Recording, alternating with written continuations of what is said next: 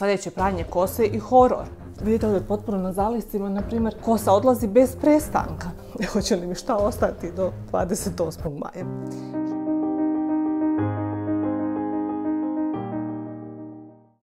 Pozdrav svima, ja sam Kristina na kanalu Zauvek Lepe i danas ću pričati o mom iskustvu opadanja kose i šta mi kod kuće možemo da uradimo u tom slučaju, a šta možemo da uradimo kod doktora specijaliste u ordinaciji. Kako možemo da stimulišemo sami rast kose i kako da negujemo tu novu kosu koja izrasta i koji su to tretmani dostupni kod doktora u tu svrhu.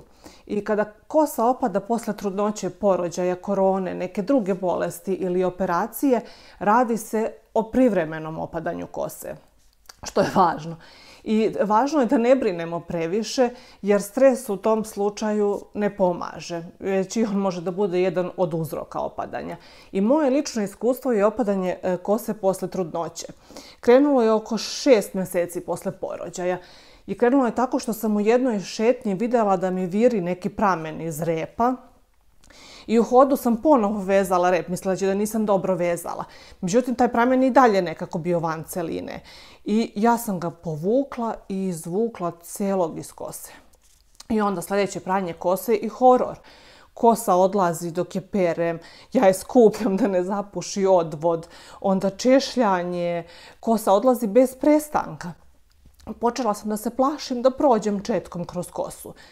Bukvalno su pramenovi odlazili. I to traje već 2 mjeseca u nekim naletima, mogu da kažem. Nedelju dana opada nenormalno, pa se nedelju dana kao smiri, smanji. Ja mislim da vam prestalo, međutim krene ponovo. Svuda po kući mi je kosa. No, svaki čas moram da usisavam, skidam sa djece dlake. Vidite ovdje potpuno na zaliscima, na primjer, nemam više dugu kosu. Samo su ostale neke kratke ovako dlačice, 1-2 cm. I sa druge strane isto. Četka bude puna dlaka, jer dok ja završim jedno češljanje, bude 4-5 tih četke koje moram da očistim pune dlaka i sa pramenovima nekim. A moja kosa je inače tanka i svilenkasta i ja sam veoma nežna i pažljiva prema njoj. Veoma mi je važno da imam zdravu kosu. Prestala sam da se farbam još 2007. godine da bih mogla ovako tanku i svilenkastu kosu da imam dugu, a da lepo izgleda. I čak i pramenove izlačim jednom godišnje ili jednom u 2 godine. I idem kod jedne iste frizerke od srednje kose, od srednje škole, jer ona zna moju kosu i pažljiva je prema njoj. Toliko sam ližna da ne volim da mi dlaka pukne neka koja ne mora. Koristim četke specijalno za dugu kosu sa prirodnom dlakom. Imam specijalnu četku za češljanje mokre kose. Tako da mi ovo nekontrolisano opadanje kose stvarno teško palo i otišla sam kod svog lekara opšte prakse zbog toga i on mi je dao uput za dermatologa, kod koga sam dobila termin 28. maja. Hoće li mi šta ostati do 28. maja?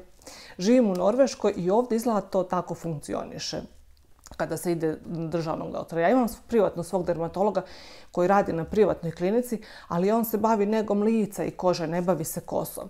Tako, malo sam se smirila kada sam razgovarala sa dobrom drugaricom i ona mi je rekla da je i njoj isto puno opadala kosa posle porođaja i da je mislila da će oćelaviti. Ali da ne brinem, prestalo je i porasla je nova kosa. I to mi je stvarno puno značilo da čujem od nekog i smirilo me.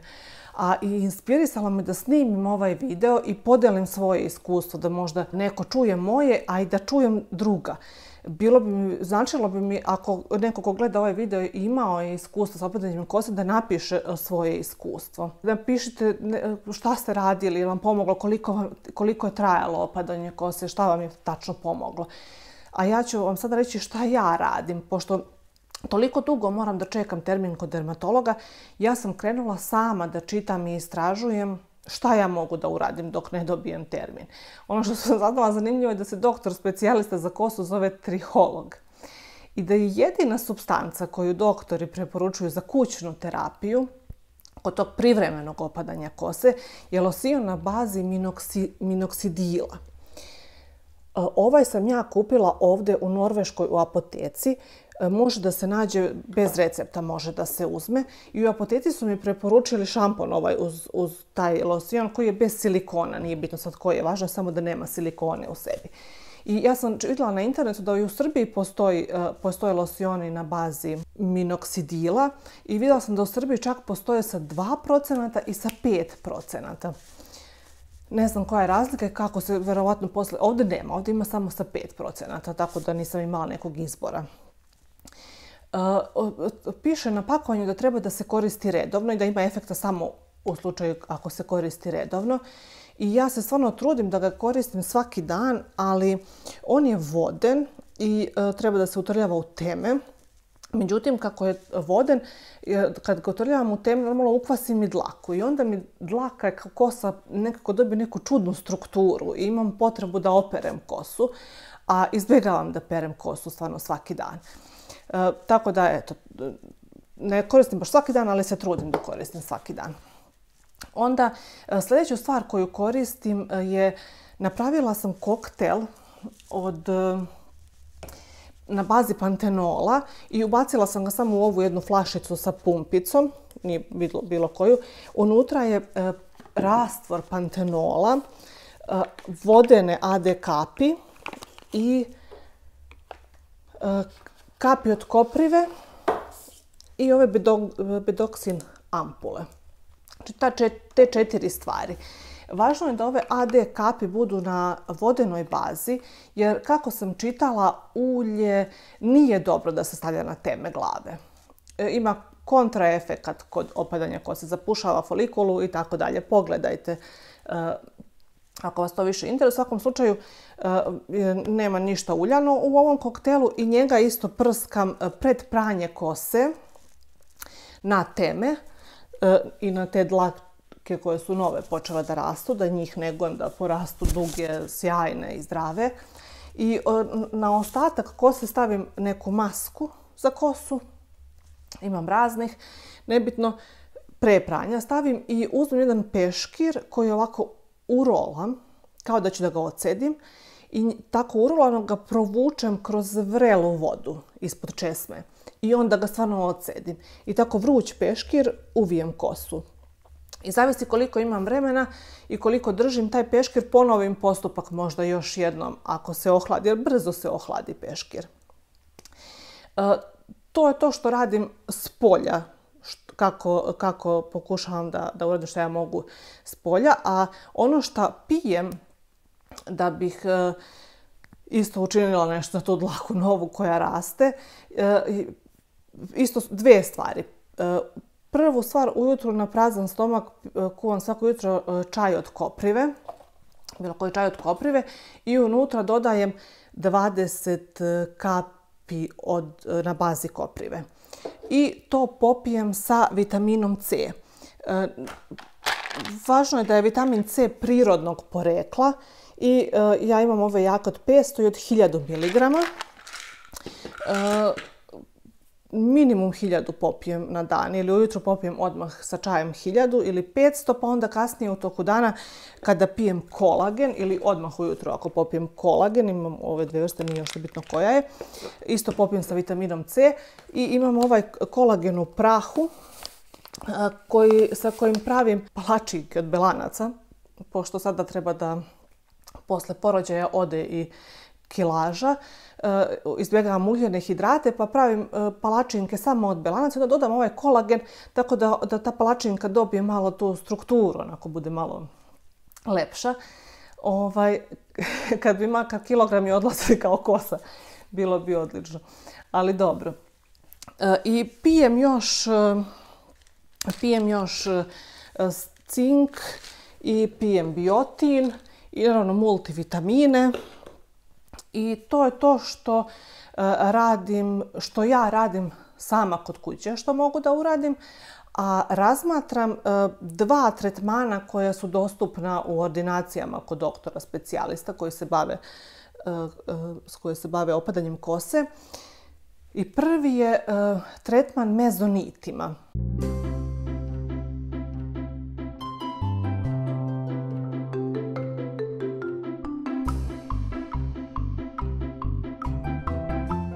Slike pre i posle kada gledam o tom tretmanu su fenomenalne.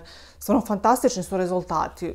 Verujem da su istiniti. Oni kombinuju, tamo gdje sam ja tačno gledala, kombinuju tretman mezonitima sa tretmanom kod kuće ovim losionom.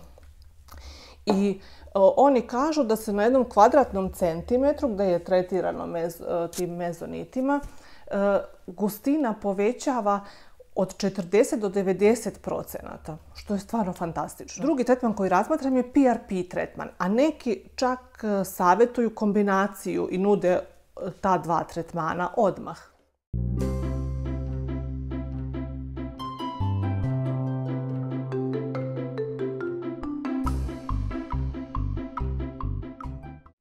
Tretman mezonitima se kreće od 700 do 1700 evra. Mislim, zavisi koje mezoniti su u pitanju i